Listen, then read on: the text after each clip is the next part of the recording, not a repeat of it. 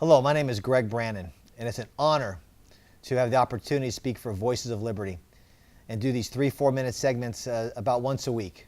But I'd like to introduce myself in this segment and where I'm laying down of my philosophy of individual liberty. I am a pro-life OBGYN. I had the honor of being self-educated by listening to Ron Paul, to reading books from Thomas Woods, Kevin Gutzman, Mike Church. That led me to Murray Rothbard and von Mises.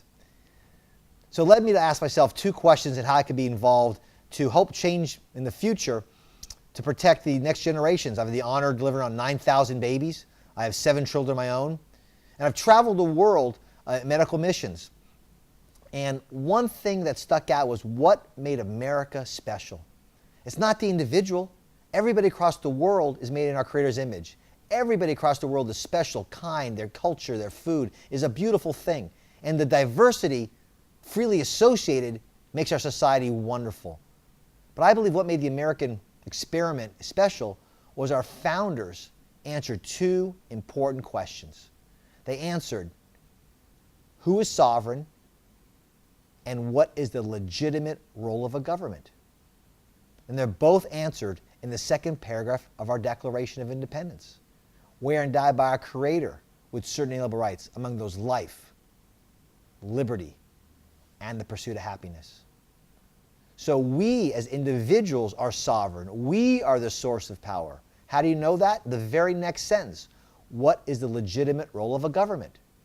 It says, to secure these rights, a government instituted amongst men, driving their just powers from consent to the governed.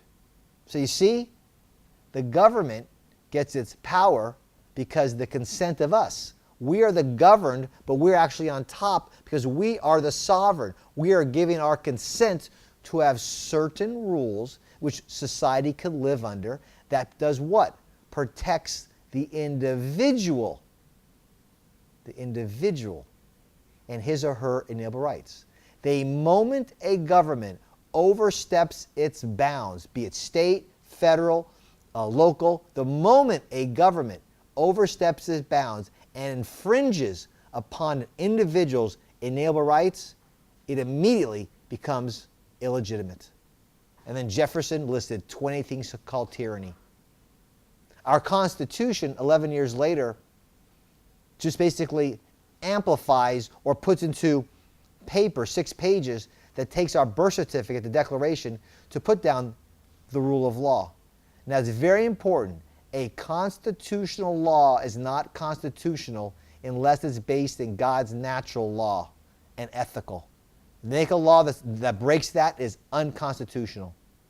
So we have to understand our position in that. We are the sovereigns. We, look in the mirror, you and I.